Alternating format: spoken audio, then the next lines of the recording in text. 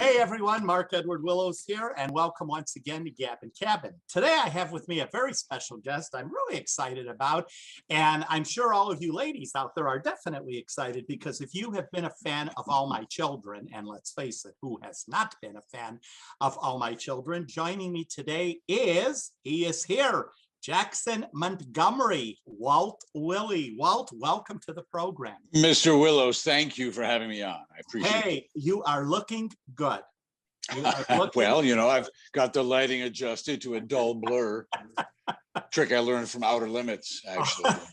This great technology. But anyway, want to talk about your great career. I mean, everybody, of course, knows you as Jackson from All My Children, but you've been doing this, correct me if I'm wrong, since like about 1981. And you're still standing and able to talk about it. Well, I'm sitting right now, Mark. Let's be honest. I'm not standing and talking about it. I'm actually sitting on my big white ass and talking about it. I actually got to New York about 83 or so, but I've been doing theater since forever. I was a sculpture major in college at SIU, and my second year discovered theater. And did like 4 plays that second year and virtually forgot to go to classes because I had lines to learn and rehearsals to go to. So then rejoined a person who had been a student when I was a student there, was now tenured faculty. That many years had gone by, and he reached out to see if I wanted to play Dracula in a show called The Passion of Dracula. Been a fan of the Universal monsters forever, and I had played the creature in Frankenstein when I first started doing theater there. So I went back and I did, I don't know, 2 summer stock seasons there, and then went to New York. And 85, I got my first contract in daytime, which was with Another World. Ving Rhames and I were hired to play hitmen for Cecile, the Queen of Tankir. Great way to start out a career as a hitman. Some say, yeah, well, there's a funny story. Maybe we'll have time, maybe we won't. Then ABC, who had been using me for extra work for a long time, hired me as the 4th incarnation of Joe Novak on Ryan's Hope. And that lasted about 6 months. And then they fired both myself and the actress playing Siobhan. And wow, that was a nice little foray into daytime. Guess I'm done now. And then Megan McTavish, who was head writer on All My Children in 87, supposedly wrote Jackson for me. I never auditioned for it. I don't know if anybody else did either, but I auditioned for Jeff Martin, who was called something else in the audition, but I never auditioned for Jack, and started there in 87 and stuck with it as any good Midwestern boy with half a work ethic would, until we wrote it into the ground. Yes, so. And of course, speaking Midwestern, you're from Illinois. I am. Illinois, which is kind of near to Chicago. So do you think being near to Chicago, you know, Chicago theater town, everything, do you think that had anything to do with you? Absolutely not. Absolutely not. You know, Chicago is a great theater town. Great theater town. However, when you're 90 miles away in the 60s and 70s, you know, we packed a lunch to go up to the museums in Chicago. We had to pull off at the Oasis. You know what I'm talking about, to have a bite to eat, to sustain us until we got the rest of the way to Chicago. So didn't spend a lot of time. Wouldn't say I was influenced. Television. I grew up, I'm a television baby. I remember a snapshot of me when I was 1 or 1.5. And there I am in my crib, parked right in front of the TV. so I think but yet never, ever considered acting as a way one might make a living. Now I knew people did, but I didn't think they came from Ottawa, Illinois. And I don't know if there was going to be somebody checking my passport at the gate to theater or what, but I never even considered it until I was in college. And I thought, well, let me see. I could continue as a sculpture major, no guarantees there, or I could maybe go to New York and try this. And I had a teacher in high school, Everett Lunning, who turned out to be a good friend years later. We weren't that far apart in age, maybe 10 years. And he had been in New York as an actor and worked on a couple of daytime shows, as I recall there. And I said, and this is the best advice I've ever gotten or could ever give anybody on this business of show. I said, what do you think? I really love this stuff. Should I move to New York? Should I give it a go? He said, if there's anything else that you think you might be happy doing, do that instead, because this is a miserable business. Mhm. And I didn't have that experience, but I'm sure there were a lot of people that did. You know, they say 10% of people who want to work in this business actually do. And of that 10%, only 10% of them make enough money to actually make a living Mhm. at it. So I think I've been extremely fortunate. Mhm. And you had the opportunity to work for Agnes Nixon, I who did. sort of say was the queen of daytime television. What was Agnes Without a Nixon doubt. like? I have met her. I thought she was a dream, a wonderful lady. What was your take working with her? I was intimidated somewhat by the brilliance coming out of her eyes. I don't know how else to put it. Mhm. She had a quiet, kind of an iron thing to her.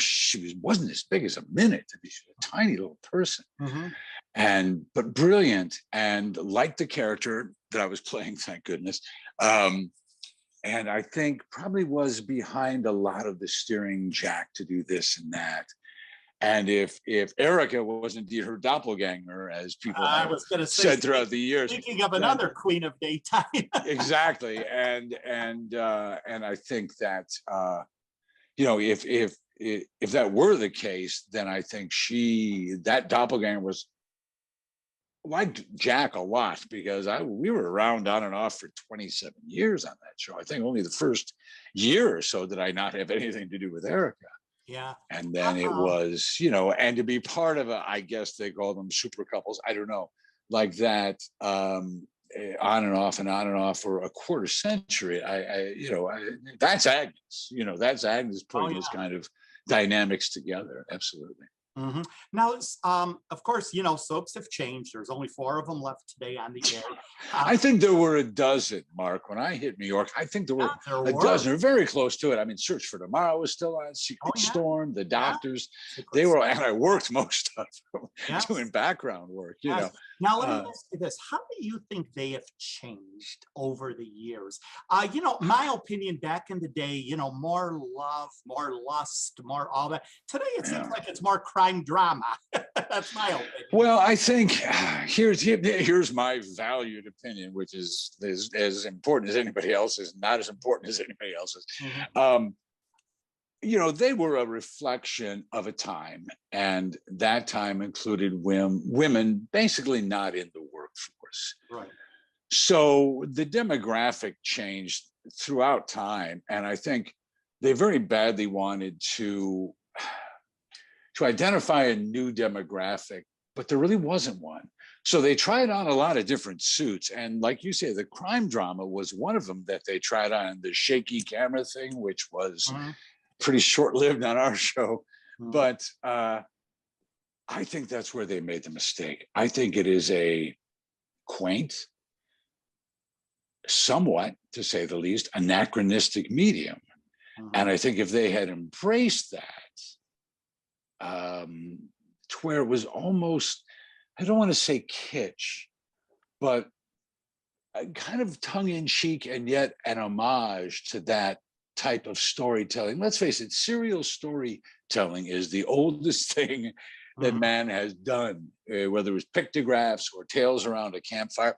Funny story, I have a place in New Mexico and spent quite a bit of time there, and went to Acoma, Sky City, which is an Indian reservation. They are Pueblo Indians, and they've been living in the same way for 700 years on this ridgetop. I went there. I just had my first child. I was on paternity leave. I hadn't shaved. I had a baseball cap on, sunglasses. We went to tour this place with my child strapped to my chest. And the guide immediately, I guess, recognized my voice, and because I said, "Hey," and I asked him a question about something on the top there, and he said, "Yeah, well, that's what that is." Now, can I ask you a question? Is Haley really as good looking as she seems to be? I said, how do you know? They have no electricity up there, no running water. They're living in the traditional way. So how the hell do you know about Haley? He said, we watch all my children every day. We hook a TV up to a 12-volt battery in the truck. and we stand around, we watch it, because that was their heritage. Everybody gathering around a campfire, whether it's an electronic campfire or a real campfire, and listen to the story.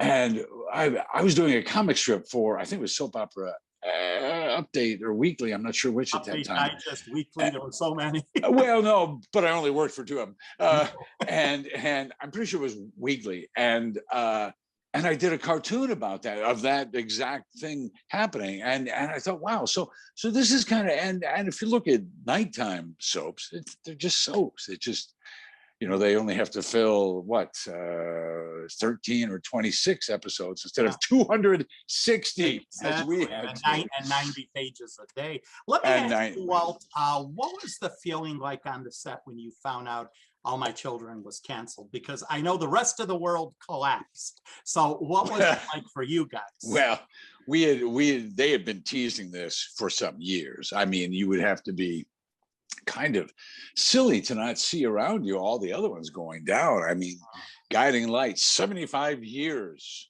in broadcast, including radio, and gone. Another world gone.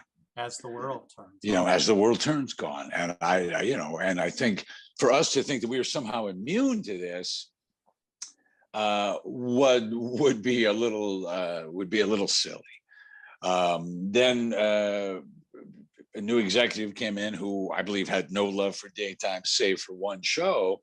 And I think that was the real death knell. I think there was nobody calling the shots that frankly gave a shit about daytime. I think, on the other hand, I mean, to be fair, you can produce All My Children for about 40 million a year, and you can produce The Chew for about 4 million a year. So, and when you have decreasing viewership and watching it on tape doesn't count because they know you're fast forwarding through all the commercials. So it just doesn't count. So I think it was inevitable. I think it could have been done differently. I think it would have been very easy for them to, and good for them to, walk it right over to internet. But you know, these things happen. And for my part, after being almost 25 years on the show, I mean, look, great job, wonderful friends, you know, nothing to complain about whatsoever. But I haven't really missed it yet. You know, because there has been speculation that Kelly Ripa Haley is thinking of bringing it back. Well, she's bringing a show called Pine Valley. Now, I don't know that it's going to be a reboot exactly. Well, I heard that it's going to be like the children of the main actors. Now, I don't know if that is true. Yeah, I think it's... If you were asked to come back, would you? To work for Kelly and Mark, absolutely. I have their utmost respect. We vacation together with all our kids. I consider them, though I don't see them very often. I've interviewed for many years. Good friends and great producers. Yes, I've interviewed for many years. She's a brilliant woman. She's brilliant. She's the best. Brilliant. She's the best. Yes. And Mark is I'm gonna guess, I haven't worked for them in that capacity, but I'll guess that they're both tough, demanding producers, and I would rather work for nobody else than somebody who's tough and demanding. Let's get it done and do it right. The qualities there. Now, I also need to ask you, because a lot of people have been writing me and saying, you need to ask Walt, what was it like to work with Susan Lucci? Susan who? Oh, Lucci, yeah. The one one that won the Emmy Award. From working with me, you know, it's funny. Watched her lose so many years, and I was doing a lot of stand-up comedy at that time, and I said, Susan, I tell you what, I think I'm bad luck. I'm going to book a show. I'm going to book a show as far away from you as I possibly can, and let's see if that doesn't work. On Emmy night, I'll be across the country, I promise you. So I booked a club in Seattle. Now, I don't know how much further away from New York you can get, but that was pretty good, I thought. And that was the night she won. Did I hate not being there? Wow. Yes. And will I believe to my dying day that because I wasn't there might have been part of the reason she won? Yes. So, you know, she's wonderful. She's a consummate pro, knows her lines, hits her marks, is willing to listen to your take on things. You know, I've heard stories from other sets and I've worked on a few other sets from time to time. And I will tell you that All My Children had the reputation of being one of the most fantastic sets to work on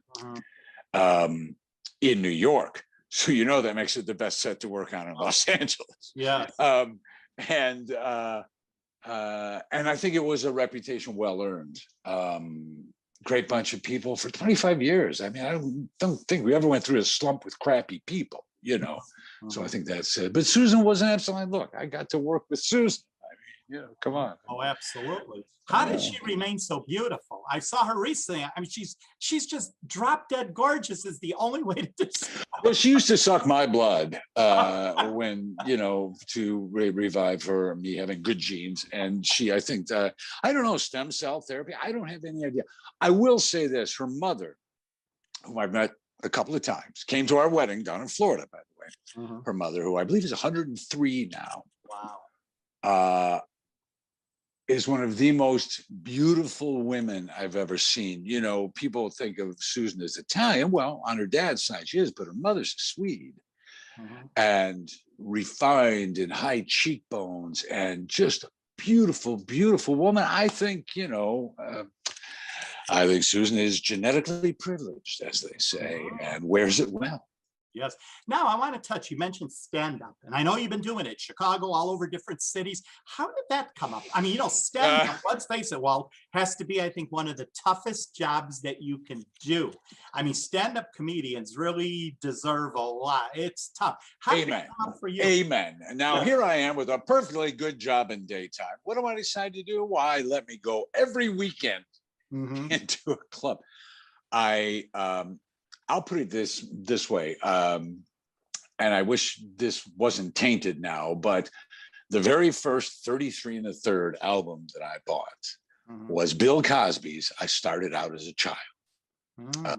Not rock, not music, but Bill Cosby, circa 1963 or whatever it was. I have quickly developed my way to Pryor, and then, but I've always loved it. I've always loved it. And, I'm considered funny by my peers and all like this, but that's a different story, by the way. People who are funny in a group, maybe not so funny by themselves, as I found out once or twice. But I always wanted to do it. And I figured with the launching pad of All My Children, couldn't hurt. Sure. So maybe I give it a go. So I booked a club up in as a mob joint up in New Haven, Connecticut as my first time out. And I've been up a couple times. Rosie O'Donnell used to host the open mic night at Catch a Rising Star when I first started to do this. She was a big Ryan Soap fan. So I always got up, I always got some mic time. But I loved it. I come from the theater. Like my good friend Terrence Mann says, movies make you famous, television makes you rich, but theater makes you good. And I think part of that is the fact that you're working live, you have audience feedback. You can tell if you're doing any good. You can tell if it's working. You can catch a vibe. You can ride a wave. You can do all those things that people talk about. And it makes all the difference in the world to me. And being in a studio 8-9 hours, 4 days a week, let's say on average, and as you say, maybe 90 pages to be produced that day. Maybe you're not on all of them, but the idea of getting out and working live was very attractive. And also, I didn't have to be Jack all the time because Jack and I are very different people. So it was nice to show people another side. Do you think ABC didn't like it? P.S. ABC wasn't thrilled about it. No, I had lawyers take me out to 21 and pick up the check. So, okay, lawyers picking up the check at 21, they were serious. They thought it wasn't a good idea for me to do that. Let me ask you though, but by doing what you've done, I mean, theater, stand-up, television, versatile is the word. Do you think that's what made you so successful all these years? Because you're able to do all of this stuff. I mean, it's all the same wellspring as far as I'm concerned, whether it's painting or stand-up or whatever role. Like after All My Children was done, I had written a one-man show about Wild Bill Hickok, who is from Illinois as well, by the way, from a little town about half hour from my little town, and toured with that for most of 2012, 13, 14. And again, I didn't feel like I was doing anything different. It was I mean, it was a lot more lines that I had to memorize ever, but since I wrote them, it was a little easier. But I think it's all the same wellspring. It's all about, how can I say this? It's about recreating life. Whether it's a watercolor portrait or a watercolor landscape, or acting or doing stand-up, because it's that take on life. Whether it's funny or it touches you or however it works, and I guess being able to hop from one foot to the other. Like, I hosted a lot of game shows. I did a lot of hosting. Everything from the Tournament of Roses Parade to the Ford Supermodel of the Year, and love doing that stuff too. But then it's, read a prompter and think on your feet was all it required. Right. But I guess that's a tough one sometimes. But let's talk about your artwork, your watercolor. I have seen some of your pictures online. They are beautiful. Thanks. Tell us about that. Do you do it for anyone? Is someone interested? Where do I'll do it for anyone. Oh.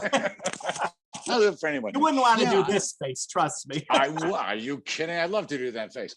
I was like I say, an art major for that year and a half. I actually went to college, but I never painted.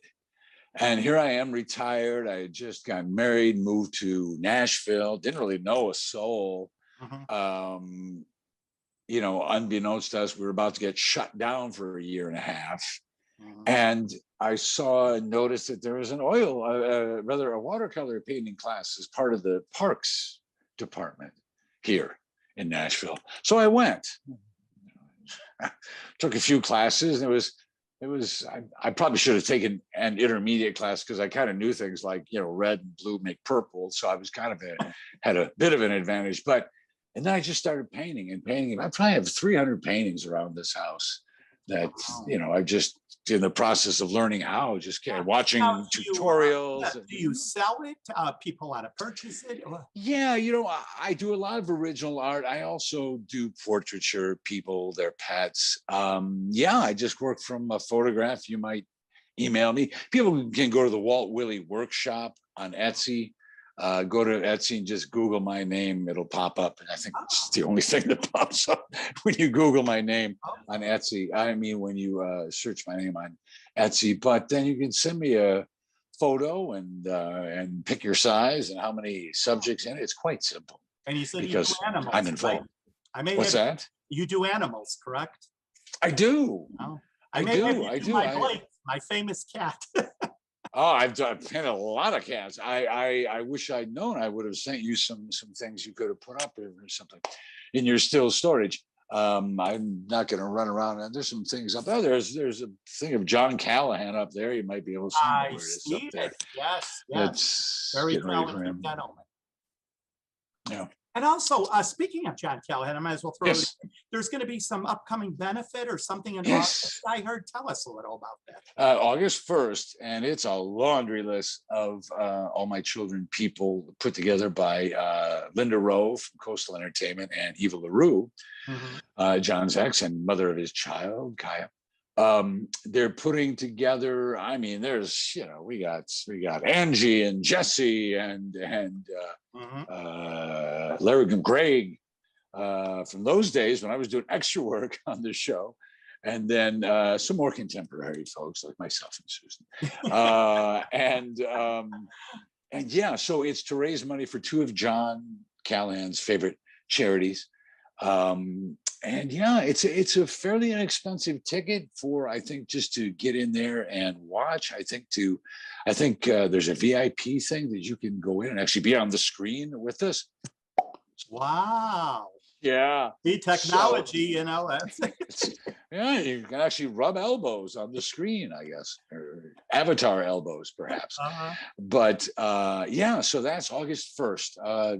Go to my Facebook; it's posted there, and I'm sure everybody else's Facebook and Twitter as well. But thanks for asking about that. Hey, Yeah, I wanted to just get back to your watercoloring. Now, when you do a sure. picture, a portrait, how long does it take you to do it? I mean, say if I were to send you the picture of my cat, how long would it take?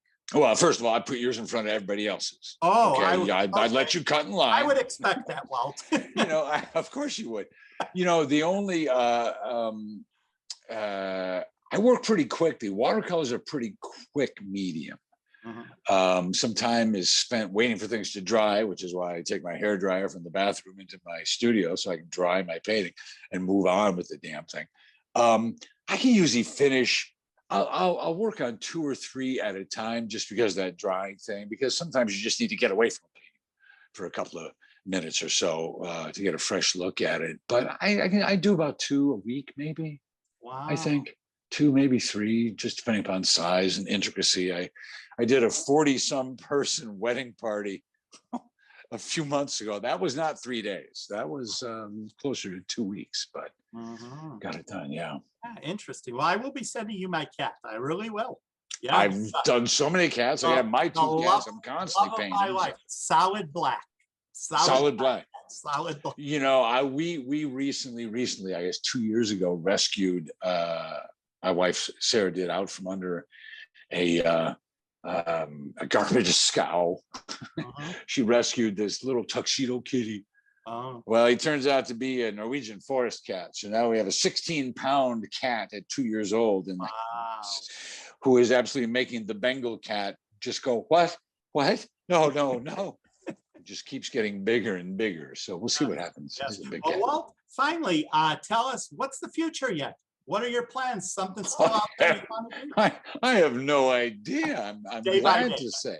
I have no idea what the future holds. I mean, I'm enjoying this. You know, I mean, if like I haven't done Wild Bill in maybe a 2 year and a half or so, and I haven't done stand-up since I think 2014. I think the last time I did it, I met my wife that night, my to-be wife that night. And I figured it ain't gonna get any better than that. I'm just gonna stop. But I don't know. You know, now that the plague is off us, at least a bit. Yeah. I've been threatening to go over to Zanies here and maybe get up on stage and try some stuff out, because I'm always writing in my head. I used to write mostly on stage. I'd run off stage and grab cocktail napkins and write down what I could remember what I'd said. But right now, I don't really. I don't know. We've got some traveling to do now that things are starting to. Oh, just take we've it got day by day. Yeah, well, that's it. But you know, it's at the risk of sounding something, I don't even know what it would be.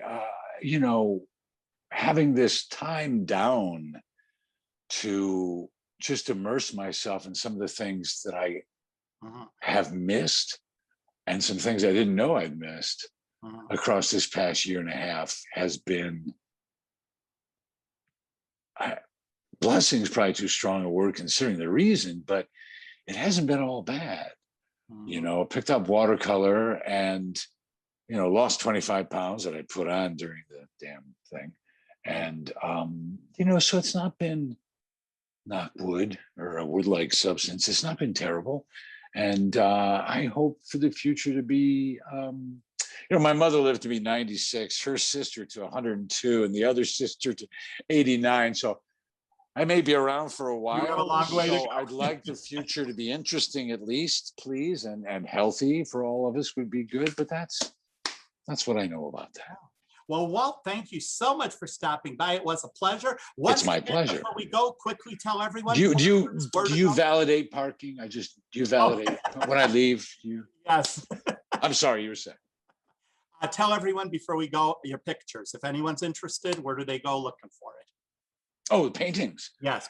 You can go to Etsy, then search, if you will, Walt Wiley, Willey. I'm Irish, not English. Walt Wiley Workshop. And you'll see some of the things I've done in the past for folks. You see some original art. And if you want a commissioned a portrait for yourself, click on the painting I did of my lovely wife holding a guitar, and that will take you to everything you need to know. Yes. Well, Walt, once again, thanks a lot. Thank you so much. Good luck.